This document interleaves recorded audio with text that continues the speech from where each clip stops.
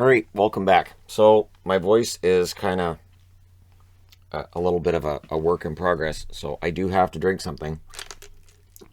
I'm going to apologize for that, but yeah, so we'll do our best to get through this, right? 4 games tonight. Everything's on the board that took place. Let's go ahead and jump in with Philadelphia and the New Jersey Devils. Philadelphia, it just feels like it keeps getting worse, right? So there was no scoring in the first period. Pretty evenly played overall. Second period, New Jersey starts to take over. First it's Bratt from Hischier and Severson at 5:30. And then on a power play, Dawson Mercer. He continues his excellent rookie season from Smith and Bratt at 11:35. It's 2-0 after 2. Third period, it is an empty netter. It is McLeod scoring from Hughes and Sharon Govich at 19:30. So the Flyers drop to 8-12-4. New Jersey goes to 10-9-5. Now, for people who've been saying Philadelphia has the toughest schedule, they have. But these are the games now that they should be tacking off and winning, because these are New Jersey's a team that's not at the top of the standings, but this is where it's tough to turn that around, right? It's tough to suddenly start winning games again. Your 3 stars in this one, Blackwood and Bratt and Mercer. Mercer was in the 3 stars as well on that one. Your shots, 11-9 New Jersey in the first, 11-5 New Jersey in the second, 11-5 Philly in the third. They did fight back. They did get the shots. Final shots, 27-25 for New Jersey. Power plays, 0-2 for Philly, 1-3 for New Jersey. The hits were 21-20 in favor of the New Jersey Devils. Hart saves 24-26, so good bounce back game for him, just not for the team. Blackwood saves all 25, and they did wear the black jerseys. And on the back of Blackwood's mask, it said mask. So, well played, Mackenzie Blackwood. Kudos to him. So, yeah, New Jersey with the win. We'll see if they can start building up some wins. For Philly, it's headed into record territory, isn't it? It's going to get there. All right, next up. So, I understand that in this game, there was some shenanigans again from Jacob Trouba. There were a couple of hits that looked a lot like the hit he threw in the last game. The hit in the last game wasn't penalized at all. I don't know if either of these hits are going to get penalized either.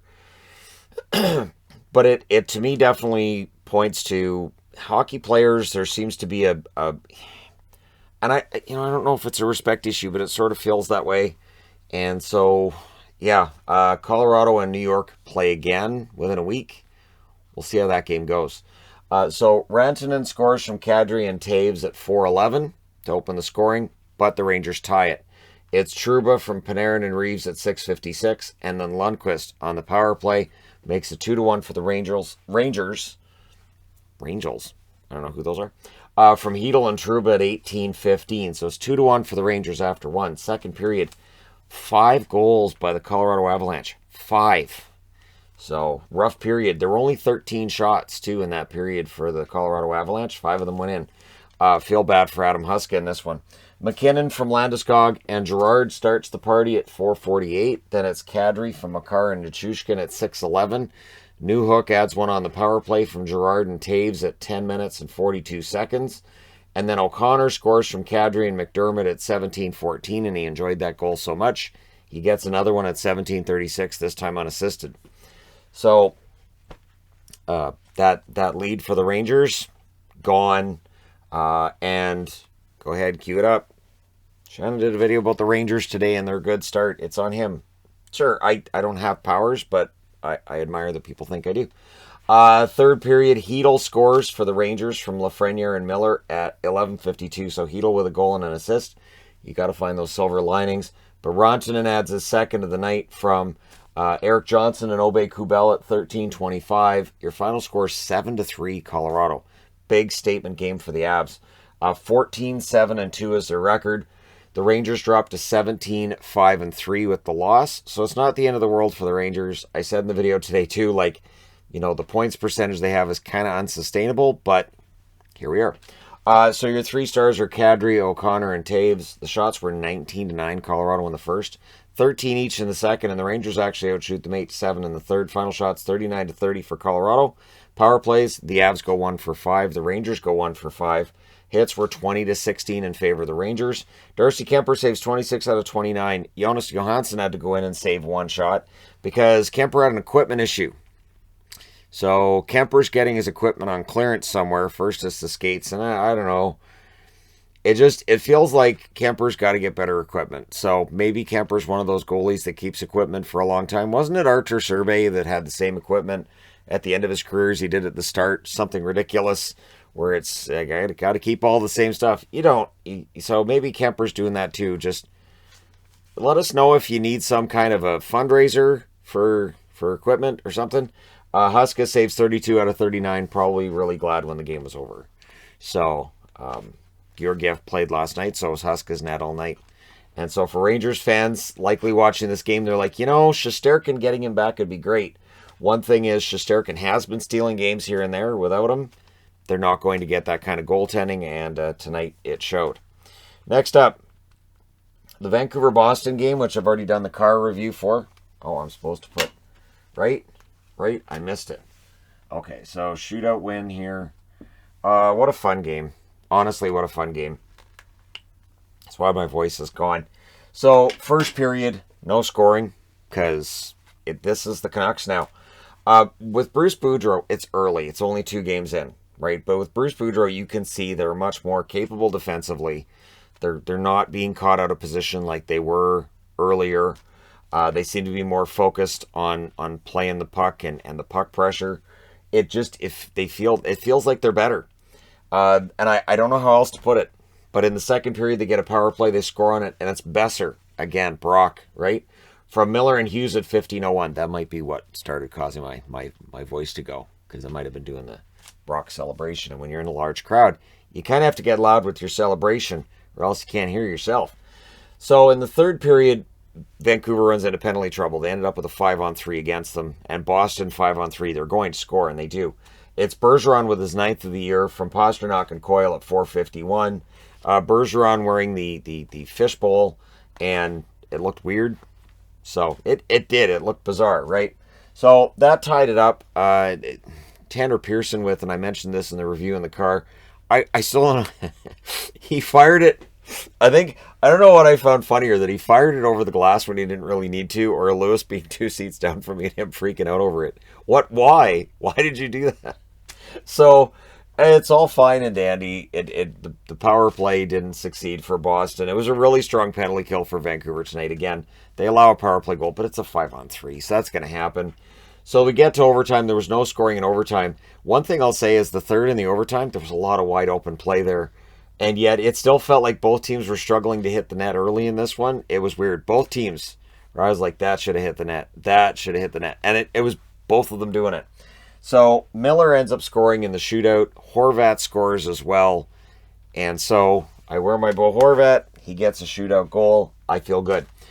So Vancouver with the shootout win, they go to 10-15-2. It's still a bad record, but it's at least better than the 8-15-2 they were when Bruce Boudreau takes over. Boston with the shootout loss, they go to 12-8-2. So I was happy both teams got a point out of this. Honestly, I was probably the only person in the crowd that was all excited that it was going overtime, because that meant both teams got a point out of this. Your 3 stars are Demko, Swayman, and Besser. Honestly, I'm as close to down the middle when these teams play each other as possible. I just enjoy the hockey. Shots were 8 apiece in the first, 9-8 Boston in the second, 16-13 Boston in the third. Both teams had 3 shots in the overtime. Final shots 36-32 for Boston. I was excited about Demko and Swayman both having good games. Power plays, both teams go 1 for 4. The hits were 28-20 for Boston. Swayman with 31 saves on 32 shots. Demko with 35 saves on 36 shots. I know there will be just some discussion about some of the chintzy penalties that were thrown into this game. There's also a lot of stuff not getting called. And it was both teams where I was like, that's interference. That was a trip. That's interference. So it's just one of those games where I know that, and again, because when you're there live, you may see things on the ice that aren't necessarily on camera. I'm just telling you, I saw plays where I was like, well, that should be a penalty. Guess they're not calling anything, and especially in the third, it felt like, okay, so it's a free-for-all then. Got it. There was even a high stick that wasn't called that I saw. So there you go. Let's move on to the final game of the night. Never, ever, ever take your foot off the gas against the Vegas Golden Knights. Never assume you're going to get the win. Not in Vegas. Dallas, they get off to a good start. They did. And for Dallas coming out of this one, they have to say, all right, well, we'll take a look at the good stuff that happened and we'll try to learn from the rest. Robertson scores on the power play from Hintz and Klingberg at 9 minutes and 30 seconds. 1-0 Dallas after 1. Second period. Stone scores from Pietrangelo and Haig at 19 seconds. It's tied, doesn't stay tied for long. Tyler Seguin on the power play scores from Ben and Suter at 2:05. So those three guys, they're at their age when you add it up, 256. Not well known. There you go. And then Pavelski makes it a 2-goal lead, also on the power play from Klingberg and Robertson, I should say, at 7:42. Leonard gets pulled. Apparently there were loud cheers from the Vegas faithful. I don't know how the relationship between Leonard and Vegas is going to end up. I know that Leonard's been... Basically, Leonard's not Marc-Andre Fleury, and Brossoit's the backup, and I know he played well in relief, but I don't know how this is going to go. Leonard's signed to a contract that extends beyond this year. I don't know what the options are for Vegas. I don't know how excited a goaltender necessarily might be if they see this from the outside, where a goaltender who has a very good winning percentage, who has put up some decent numbers. I know he's had some struggles too, but you know, fans should rally around their goaltender, and it doesn't feel like that's happening because, again, it's the you're not Marc-Andre Fleury effect of this. Marchessault would score to make it a 3-2 game from Pietrangelo and Carlson at 16:36, makes it 3-2 for Dallas. We go to the third period. In the third, Dallas adds to the lead, and it looks like that should be enough, right? It's Pavelski again. This is the first goal not on the power play. So all 3 goals from Dallas to this point are power play markers. From Hintz and Sekera at 8:56. Amadio answers about a minute later. From Kolasar and Theodore at 9:59. So as we've already finished this game, so I'm out and I'm keeping track of this on my phone. I'm not watching it on my phone because data in Canada is extremely expensive. So I would have watched it on my phone, but it's the data runs out pretty quick, and then you're forking out cash. It's one thing about living in this country that really isn't fun is the data charges. I go to the States and I'm like, I put a chip in and they're like, yeah, so you're good. Data's free. I'm like, pardon? Free data? What? Unlimited? What's in this unlimited data I'm hearing about? Anyways, Stone would score to tie it from Coughlin and Pacioretty at 14:47, which led to my ruh-roh moment when I saw that. And I was like, yeah, Dallas isn't winning this. And then sure enough, about a minute later, Pacioretty scores from Stone and Haig at 15:54. So Vegas comes back. They win this one 5-4. They go to 15-10 on the season. Dallas drops to 13-8-2. And again, Vegas gets the win, but there's going to have to be questions asked as to, so Leonard, what happens here with Robin Leonard in Vegas?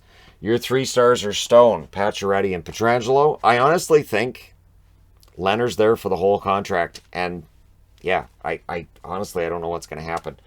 So yeah, the Vegas Golden Knights get all 3 stars because Vegas is picking the stars. They're the home team, and that's what happens. Even when Vegas loses, half the time they get 2 of the 3 stars. Shots 10-5 Vegas in the first, 22-7 Vegas in the second, and 13-11 Vegas in the third. 45-23 in favor of Vegas overall. Power plays, Dallas goes 3 for 3. So after Leonard gets pulled, Dallas didn't get another power play. That's their fault. 0 for 3 for Vegas. Hits 22-19 for Dallas. Holtby saves 40 out of 45. Had a very good save percentage, and then it fell apart on him. Leonard 7 saves on 10 shots, and then Brossoit saves 12 out of 13 at the after replacing Leonard in this game. But yeah, so there you go. Let me know your thoughts in the comment section below as always. Don't forget to hit like and subscribe if you're browsing your way through. Just happened upon this video. Thank you guys so much for watching, for all your support. I will talk to you again soon.